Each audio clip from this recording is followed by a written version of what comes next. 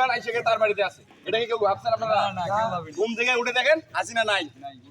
আজকে আমাদের সামনে যে সম্মানিত নেতা রয়েছেন, যিনি চট্টগ্রাম বিশ্ববিদ্যালয়ে অনার্স মাস্টার শেষ করেছেন, একটি মাত্র প্ল্যাকার্ড, একটি মাত্র ব্যানার দিয়ে চট্টগ্রাম বিশ্ববিদ্যালয়ের রাজনীতিতে অভূতপূর্ণ পরিবর্তন নিয়ে এসেছেন। এই আপনারা ইরান ইসরায়েলের যুদ্ধ দেখেছেন না? ইরানের মিসাইল ইসরায়েলের আকাশে ডান্সিং করে।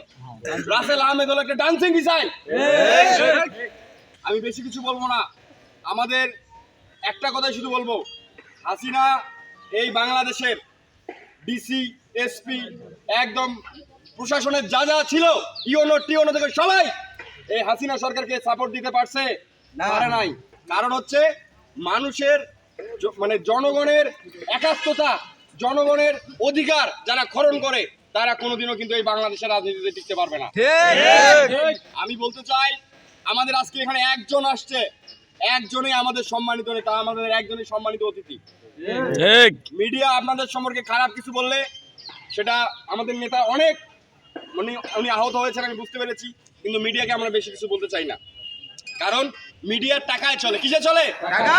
বিএনপি টাকা দেয়, মিডিয়া বলে অমুক হয়েছে তমুক হয়েছে, আসলে কিন্তু কিছুই নাই। বর্তমানে বিএনপির অবস্থা জানেন কি?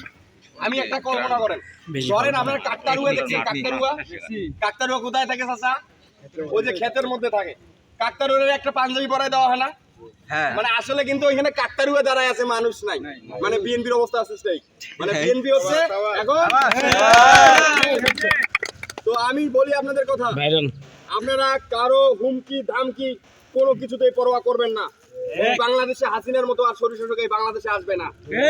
হাসিনা যদি চলে যেতে পারে তাহলে একদিন এরকম স্বৈরশাসক তাদের কাছ থেকে শিক্ষা নেবে যে হাসিনা যেখানে পালিয়ে গেছে আমাদেরও শিক্ষা নেওয়া উচিত। আমি আর বেশি কিছু বলবো না।